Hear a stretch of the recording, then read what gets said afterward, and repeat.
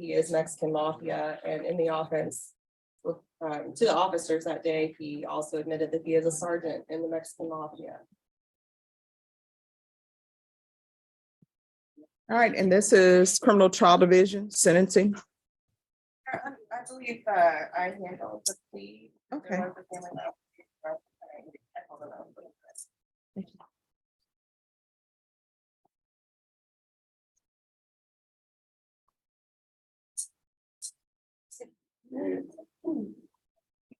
All right, we're going on the record. Court is calling 2022 CR 7467, State of Texas versus Eric DeLumba. Could I have parties announced for the record for the state? Brittany Mitchell for the state. Defense. James Tochi for Mr. DeLumba, Judge. And are you Mr. DeLumba? Yes, ma'am. All right, you entered a plea to count 1 of no contest on January 13th. Count 2 and the enhancement was waived without objection. According to the plea bargain agreement, punishment is to be assessed at a cap of 15 years in the prison. The state is opposing your application for deferred adjudication or community supervision. They're taking into consideration 2022 CR 8371, and there's to be no contact with Natalie Rodriguez. Have both parties had a chance to review the PSI report and the TAP evaluation? State? I have, Your Honor. Defense? Yes, ma'am. Any objection to the PSI report? State? No. Defense? No, Judge. All right. Are there any witnesses? State? No, Your Honor. Defense? Any witnesses? So this is just argument? Yes, yes, Judge. All right, state? Your Honor, Mr. DeLumba has a criminal history going back to when he was a juvenile. But he was committed to TYC for 3 different offenses, starting in 1997. Since then, Your Honor, he has picked up an alarming number of serious felony charges, failure to stop and render aid, drug cases, 2 assault family violence cases, one of which was a felony where he got 2 years TDC. It looks like he's gotten 2 years TDC on 2 different dates, a 4-year TDC on a different date. He has gone to TDC for 12 years on a robbery. And of course, we're standing here today because he was indicted on the case he pled to, as well as another assault family second. Also notable is that he hasn't escaped from felony custody for 12 years. Your Honor, and you're looking at the facts of this case also, 19.867 grams of meth. Excuse me. Who has the phone on? I'm sorry. Almost 20 grams of meth, Your Honor. Use it to help control my weight problem. This is a level of possession that is indicative of having a large network, a large access to this type of drug, which we do know he is Mexican Mafia, and in the offense to the officers that day, he also admitted that he is a sergeant in the Mexican Mafia. Your Honor, this is an individual who there is no indication in his history in the current charges that he would be willing to turn his life around or benefit from probation at all. He has gotten a tremendous benefit with this bargain, given the fact that he was minimum 25, and he has been multiple times, and he has continually gotten the benefit of a bargain for that. Your Honor, it is the state's strong position that he be denied his application for probation, and we would ask for the full 15 years. All right, defense? Well, yes, he's got a very long, very bad history. I'm getting away from that, Judge. So it is what it is, and Eric comes to me the way he does. I think, and I have not gone back and looked at all of the arrests into this position, but my understanding in talking to Mr. DeLumba, I don't know this is true. I think Eric is the guy, or has been the guy historically, that just continually takes time instead of taking opportunities to try to rehabilitate himself. Right, and counsel, this is the criminal history. Well, I have that, Judge, and it is long and extensive. What I'm saying is those are his juvenile arrests, but on the felonies, I'm not sure if those were probations that were extended to him and accepted that resulted in pen trips. Now, he informs me that he's never actually done that. I don't know that, but what I can tell you is that cycle that you're looking at, he really truly would like to try and break. And the only way he's going to do that is if the court is willing to extend him a probation. Now, I know this is a large ask, but Mr. DeLomba would like to try to break that cycle right there. That's all I have, Judge. I don't know if he wants to talk to you. Would you like to speak to me, Mr. DeLomba? Do you want to talk to the judge? She gets to ask you questions. Be mindful of that. All right, can you raise your right hand? Do you solemnly swear or affirm the testimony you give will be the truth and nothing but the truth, so help you God? Yes, ma'am. All right, you can lower your hand. Make sure you speak up, okay? Okay, yes, ma'am. All right, so my question for you, this misdemeanor case of assault, bodily injury, married, where you did 90 days in jail, what did you learn from that?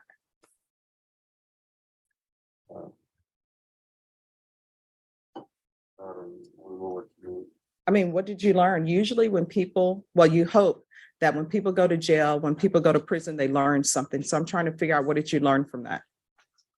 I don't know. All right. And this unauthorized use of a vehicle where you received 14 months in the state jail facility, what did you learn from that?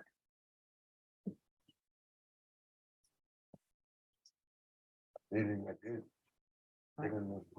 Because see, yeah, I'm gonna need you to speak up so she can hear, okay? I didn't learn from that.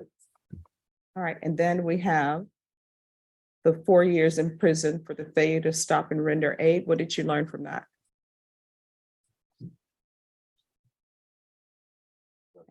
And then you have 2 years for possession. Did you learn anything from that? And then there's 9 months in the state jail facility for possession. Did you learn anything? And then the assault family second, 2 years. Did you learn anything? And then we have the felon in possession of a firearm, 12 years. Did you learn anything? Yes, ma'am, and that, I did 9 years on that 12-year sentence. And what did you learn? I got college trades and everything, and I tried to help myself out. You know, I got caught up in the ways again, in the same cycle, I understand that, Okay. but I got my college, I got 3 college certificates, trades that I was trying to, use upon my release. You know, caught up again in that cycle, the drugs. All right, and then this escape from felony custody where you did 12 years. What did you learn from that? The same, that's all the same. All right, and this escape from felony custody, is this actually an escape from prison or is this escape from a halfway house? What is this escape from? No, it's just evading arrest. Well, evading arrest is called evading arrest. Exactly, but that's what I signed a plea bargain for. All right, who are the parties on air to that for 12 years? And then now we have a new assault. This is what I always tell people. I look at people as individuals and sometimes you're at a different place in your life and hopefully everybody's learning. But criminal history is sort of like a credit report. It's sort of like if you have a credit report and your credit report is you don't pay your bills, then people may not want to let you get the vehicle or let you get the home. And so your criminal history is sort of a credit report for me to say, would this person be good on probation? Has this person learned anything? Have they not learned anything? Is there anything that can be done to help them? And then there are cases for me where it's this person needs to go to prison. You understand? So I'm looking at all of that, but I'm also looking at you as an individual. And for me, people are more than just their criminal history. All right. Counsel, do you have questions for your client? Do you want to say anything? I don't judge, and I can see where this is headed. I just asked the court. Well, I mean, we never know what road if we're turning to the left or right. the state may have some questions and we can see where they take this. Okay, that's fine. Okay. Mr. DeLamba, when you were sentenced for 12 years, when did you, or did you get paroled for that? Yes, ma'am, in 2021. So in 2021 is when you were released. Yes, ma'am. Okay. And what was the offense date for this?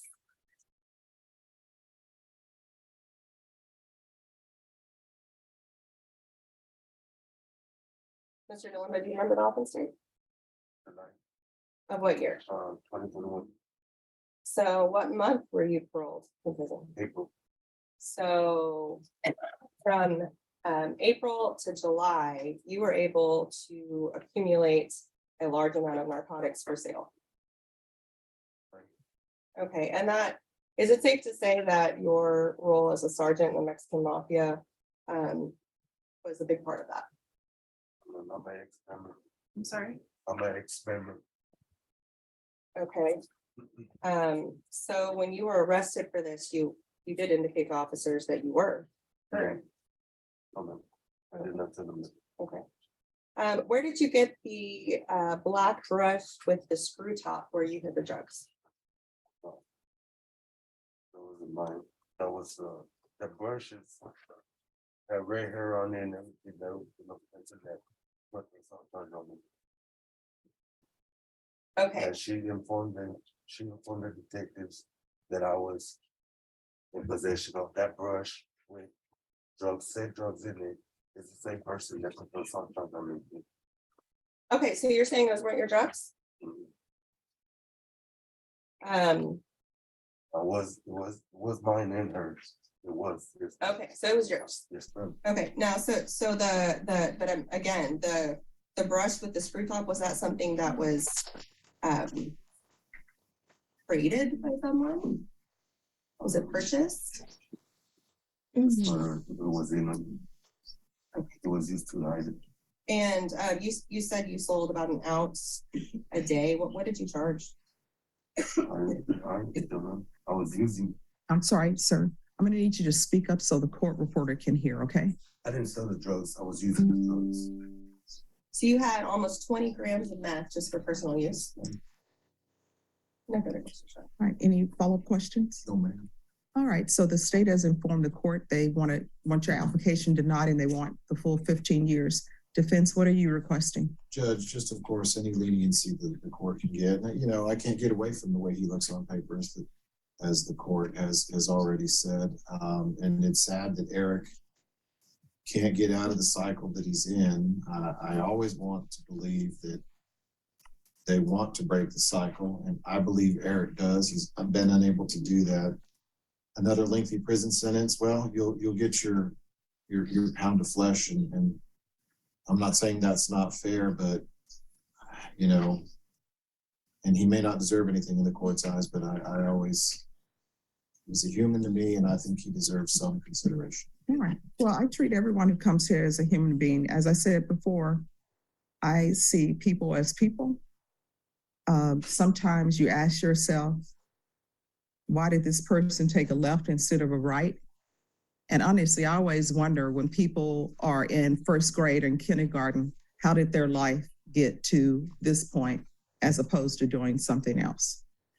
You wanted to say anything else, Mr. DeLamba? I saw you raise your hand.